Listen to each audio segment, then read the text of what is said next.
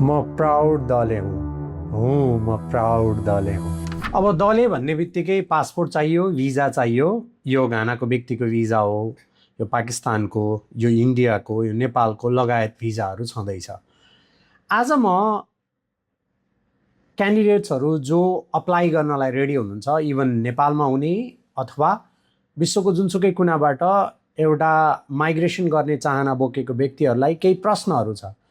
हुन त यो प्रश्नले केही व्यक्तिहरूको चित्त दुख्ला, फित्त फुट्ला, होइन, सोकल्ड समाजसेवी भनिनेहरू अब भ्युजको लागि जनरली आएको देख्छु मैले सोसल साइटमा।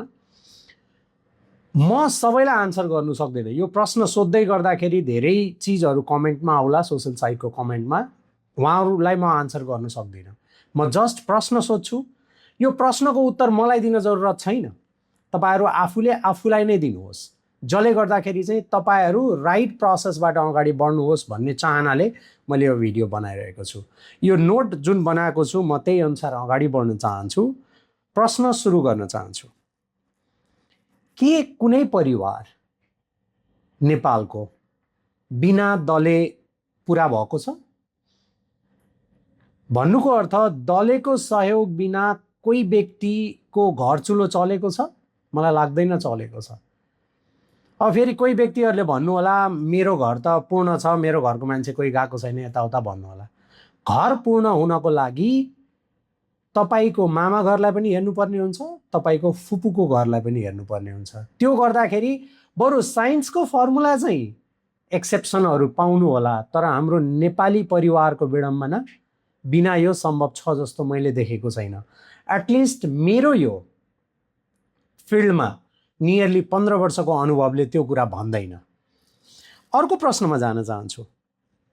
के तपाईँ रङ बसको यात्रा गरेर, भन्नुको अर्थ तपाईँ बर्दिवास जान चाहनुहुन्थ्यो, धनगढीको बसमा चढेर तपाईँ धनगढी पुग्नुभयो, अनि तपाईँले सबै बसलाई के भन्दै हुनुहुन्छ त, यसले चाहिँ गलत गन्तव्यमा पुर्याउँछ भनेर भन्नुहुन्छ। सही गन्तव्यको बस चुज गर्नुपर्ने होला नि। अनि अर्को कुरा, किन इन्फर्मेटिभ भिडियोहरूको भ्युज आउँदैन त? त्यो मेरो अनुभवले मैले तपाईँहरूलाई भनिरहेको छु। टिकटकमा नाचेको भिडियो, राति राति लाइभ आएको भिडियो, यस्तो चिजहरूको भ्युजहरू किन धेरै जान्छ?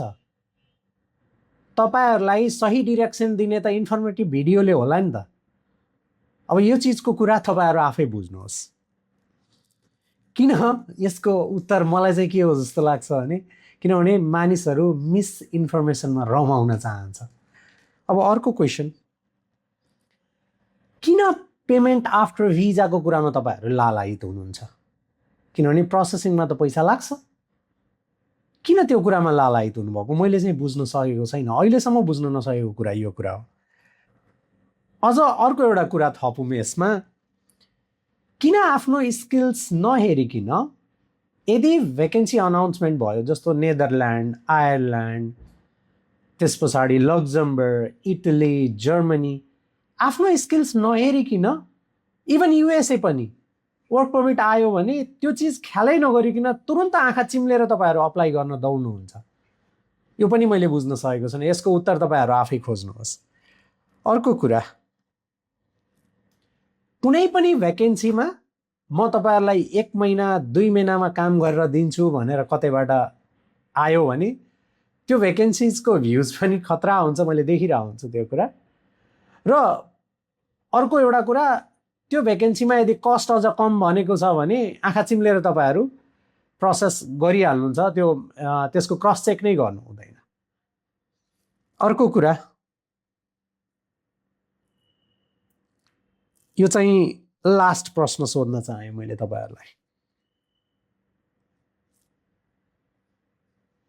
यदि तपाईँहरूलाई जे चाहिएको छ, जे हुन्छ होइन, जे चाहिएको छ त्यसको हुन्छ हुन्छ हुन्छ हुन्छ भनिदियो भने तपाईँहरू खुसी।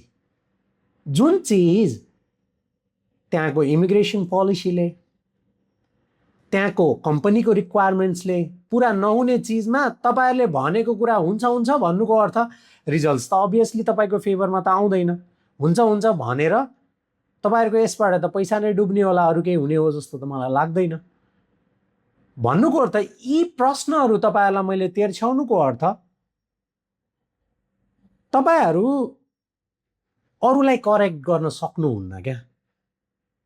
अरूहरूलाई कम्प्लेन गरेर तपाईँलाई केही पनि फाइदा छैन क्या। करेक्ट हुने आफू हो, आफू राइट डिरेक्सनमा जाने हो। आफू राइट डिरेक्सनमा जानुहोस्, त्यो भयो भने दुनियाँलाई कम्प्लेन गरेर समस्या देखाएर अनि अझ विशेष गरी पहिला आफूले डिसिजन रङ गर्ने अनि सोसियल साइडमा आएर रोइ कराइ गर्ने, त्यसले हासिल केही पनि हुँदैन। दुनियाँ संसार तपाईँको त्यो पीडामा हाँस्ने नाच्ने रमाउने मात्रै हो। अनि सोकल्ड एक्सपर्टिजहरूको तपाईँहरूले के सुन्नुहुन्छ, यस्तो गर्नुपर्ने उस्तो गर्नुपर्ने भन्ने कुराहरू सुन्ने मात्रै हो तपाईँहरूले। त्यही भएर जहाँसम्म मलाई लाग्छ यो कुराहरूले तपाईँहरूलाई हेल्प गर्ला। र मैले अघि पनि भने सबैलाई म आन्सर गर्नु चाहिँ सक्दिनँ, हेर्नुहोस्। तर हाम्रो स्किल सन्ध्या 4मा जो आउनुहुन्छ उहाँहरूलाई राइट डिरेक्सन, ट्रान्सपरेन्ट प्रोसेस गरेर सही डेस्टिनेसनमा पुर्याउने काम, रिजल्ट्स नै नआए पनि यो कारणले आएन भन्ने कुराको ट्रान्सपरेन्ट प्रोसेस, त्यो चिज चाहनुहुन्छ भने हामी यहाँबाट तपाईँहरूलाई सर्भ गर्नलाई रेडी छौँ। मैले फेरि पनि रिपिटली भने यो कुरा कि तपाईँहरूको सोसियल साइटको कमेन्टमा कुकुर जस्तो भुक्ने मान्छेहरूलाई चाहिँ म आन्सर गर्न सक्दिनँ। I am sorry for that. But जो मेरो टेरिटोरीभित्र आउँछ, जो व्यक्तिहरू मसँग प्रोसेस गर्न आउँछ, उहाँहरूलाई 100% सेटिस्फ्याक्सन बनाएर उहाँहरूले खोजेको कुरा पुर्याउने जिम्मेवारी भने मेरो हो। म उहाँहरूप्रति आन्सरेबल हुन्छु। र यो भिडियो हेरिदिनु भएकोमा धेरै धेरै धन्यवाद।